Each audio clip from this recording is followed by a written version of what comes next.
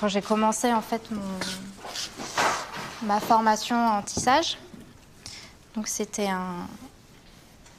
une formation en tapisserie d'art spécifiquement, dans une école d'art appliqué à Paris. Le tissage, c'est une technique ancestrale qu'on trouve partout, aux quatre coins du monde, et la laine aussi. Donc à partir de là, pour moi, on est dans l'intemporel et on reste assez fidèle. Enfin, on fait pas de teinture. On va rester sur des formes simples, des motifs assez simples et épurés. Donc voilà, on laisse aussi parler cette matière et cette technique. C'est une temporalité et un rythme qui me convient. J'ai un peu l'impression que c'est ma pause dans le quotidien. Quand je suis au métier, voilà, rien ne peut me perturber. Moi, c'est Sarah O. J'ai 30 ans et je suis responsable donc à Laine Paysanne de l'atelier de tissage, de la création et de la production des tapis.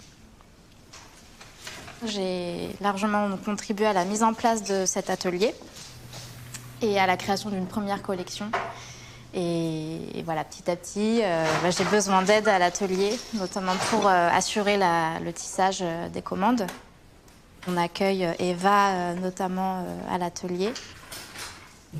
J'ai un master aux Beaux-Arts et donc j'ai voulu faire ensuite un service civique. Je me suis dit que ça pouvait être intéressant de découvrir une autre filière. J'ai découvert qu'il y avait plein de laines différentes, notamment à travers les chantiers tontes, qui m'ont permis vraiment, par le toucher, en voyant différentes laines, les textures qu'elles pouvaient avoir chacune, les spécificités. C'est important que cette technique-là, ce savoir-faire, soit réapproprié par des jeunes et moins jeunes. J'ai commencé à tisser, je pense qu'il y a déjà une dizaine d'années, en 2013-2014. Il y a tout un temps d'installation, de préparation du tissage qui est important et qui va déterminer toute la suite. À l'atelier, on a des métiers à tisser, dits à bras. Donc ça va être du tissé plat. Et à partir de cette technique, on peut développer plein de textures différentes avec voilà, des jeux de relief, des motifs, des densités différentes, des épaisseurs. Voilà, celui-là, il va être plus fin, plus souple que celui-là qui est plus épais, voilà, qui a plus de relief, comme des sillons. Moi, je vais m'inspirer aussi de paysages qu'on va avoir. J'avais, par exemple, dans mes recherches, testé ces petits points qui viennent se semer sur la surface, ou les sillons, comme on peut voir dans les champs. On a une matière quand même solide. C'est pour ça qu'elle est intéressante pour nous, pour faire du tapis. Je vais rechercher une certaine densité, une certaine épaisseur pour que le tapis se pose bien au sol et qui apporte du confort aussi, quoi. Il n'y a pas en soi de mauvaise laine ou de mauvaise matière à tisser et puis d'autres qui seraient mieux. C'est vraiment en fonction de ce qu'on veut, hein. Après, moi, personnellement, une bonne matière à tisser, ça va être une matière que je peux prélever là dans mon environnement proche.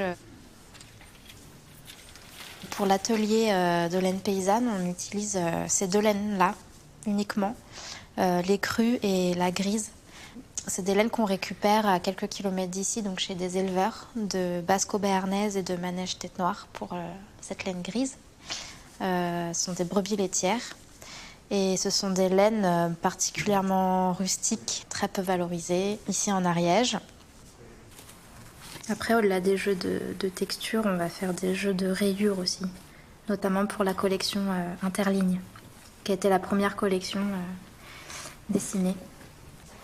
Ce qui anime cette activité, c'est de créer de nouvelles pièces, de chercher à parfois rafraîchir un peu cette image qu'on peut avoir de la tapisserie ancienne, une image qui peut être poussiéreuse et pourtant qui peut être très contemporaine.